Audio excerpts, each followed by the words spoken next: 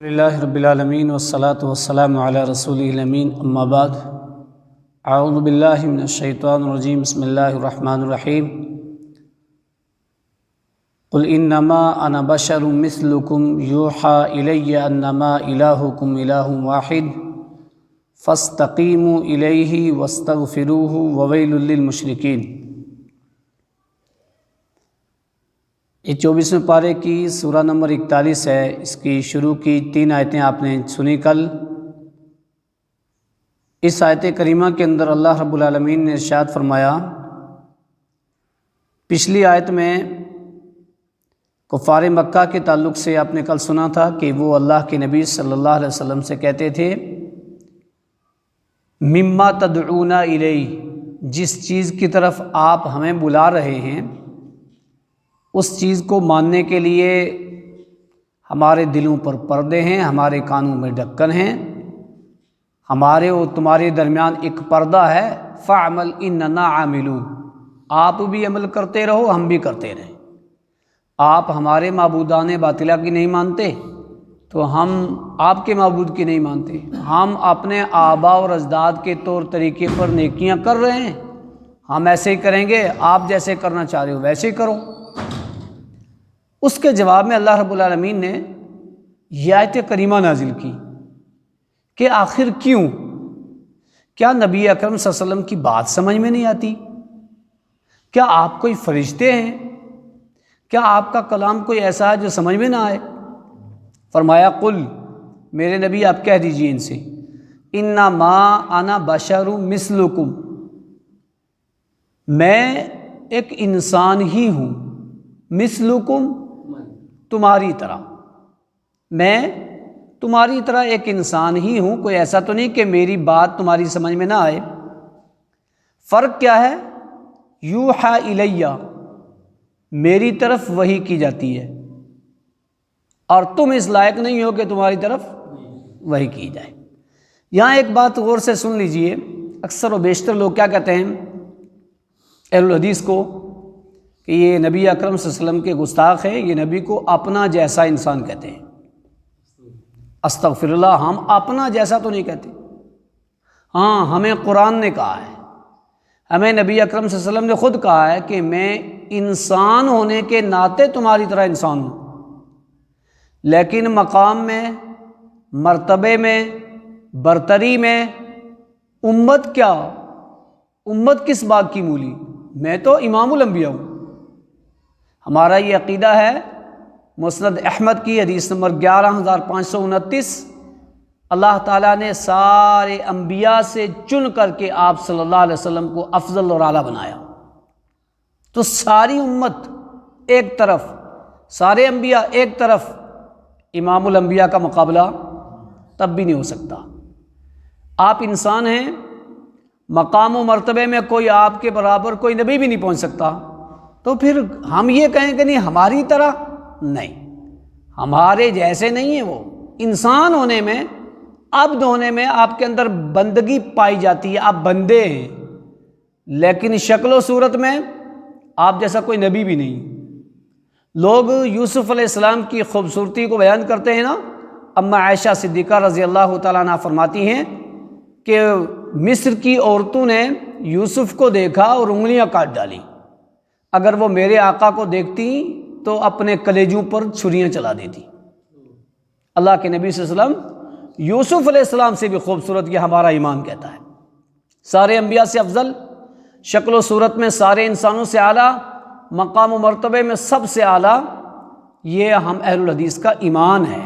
لیکن اللہ نے ہمیں قرآن میں کہا ہے کہ آپ بندے ہیں، بشر ہیں، تو بشر ہونے میں آپ بشر ہیں، مقام و مرتبے میں کوئی آپ کے لائق نہیں پہنچ سکتا۔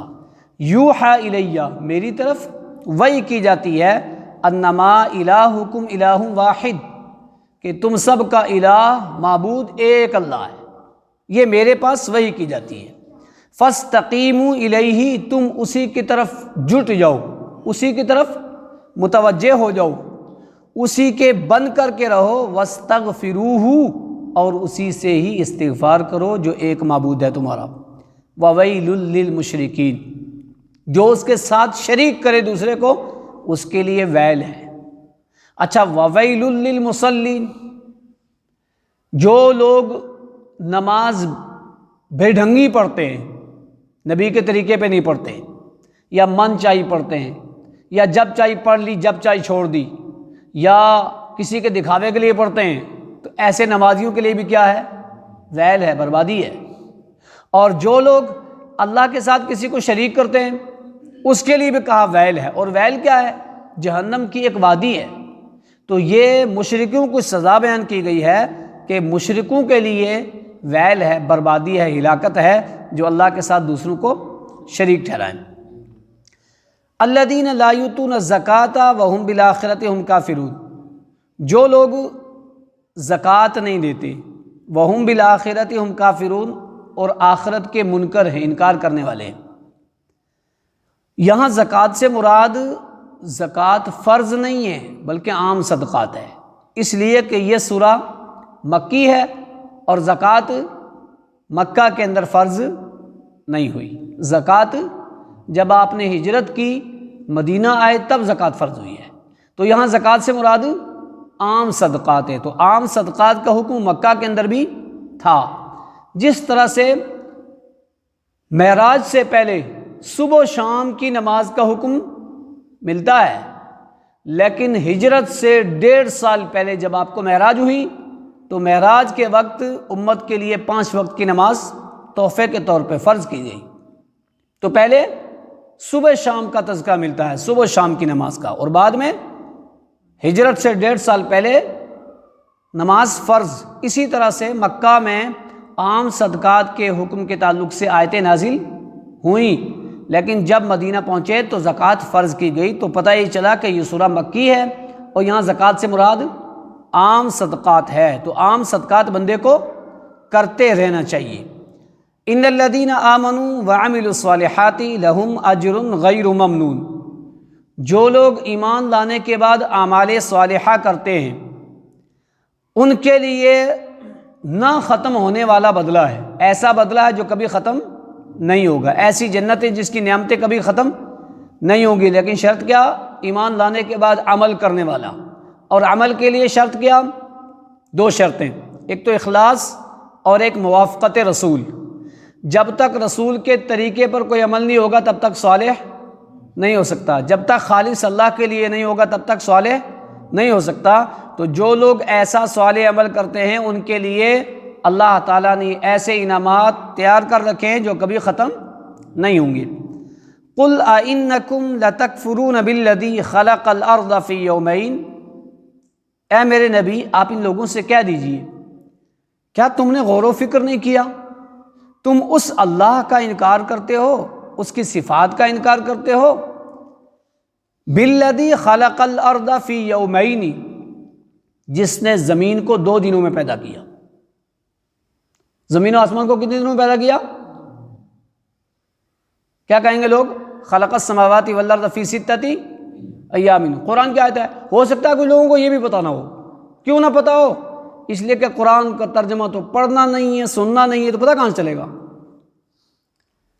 تو ایک موٹی سی بات کہ زمین و آسمان دونوں کو 6 دنوں میں پیدا کیا۔ قرآن میں اس کی تفصیل بھی ہے کہ پہلے کس کو پیدا کیا، بعد میں کس کو، زمین میں کتنے دن لگے، آسمان میں کتنے لگے۔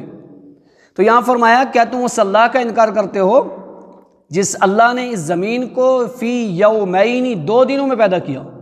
تو زمین کو 2 دنوں میں پیدا کیا۔ وَتَجْعَلُونَ لَهُ أَنْدَادًا، تم اس کا شریک ٹھہراتے ہو دوسروں کو، جس نے اتنی بڑی زمین 2 دنوں میں، اتنی بڑی زمین، آدمی ایک ملک کے اندر سفر کرتا ہے تو وہ سوچتا ہے اتنی بڑی زمین، اور اس کا اونچ نیچ دیکھتا ہے تو ضرور سوچتا ہے کہ اللہ رب العالمین کی کاریگری کتنی قدرت ہے اللہ کی، کہ دیکھو کیسے اللہ نے پیدا کیا، غور و فکر کرتا ہے۔ تو 2 دنوں میں زمین کو پیدا کیا، تم اس اللہ کا دوسروں کو شریک ٹھہراتے ہو۔ ذالک رب العالمین، وہ دونوں جہاں کا رب العالمین ہے۔ یہاں ایک بات سمجھیے، زمین کی تخلیق پہلے ہوئی یا آسمان کی؟ زمین کی تخلیق آسمان سے پہلے ہوئی، آسمان کی تخلیق زمین کے بعد ہوئی۔ پھر زمین کو جو بچھایا، اس میں پانی کے خزانے رکھے، اس میں معیشت کے خزانے رکھے، اس کو مضبوط کرنے کے لیے اس میں جو پہاڑ گاڑے، یہ سب آسمان کی تخلیق کے بعد ہوا۔ 2 دنوں میں زمین کی تخلیق، پھر 2 دنوں میں آسمان کی تخلیق، اور پھر 2 دنوں میں زمین کو ہموار کیا۔ انشاءاللہ اس آیت کی تفسیر حدیث کی روشنی میں کل آئے گی۔ اللہ رب العالمین ہم سب کو قرآن و حدیث سمجھنے، اس پر عمل کرنے کی توفیق عطا فرمائے۔ ربنا تقبل منا انک انت السمیع العلیم۔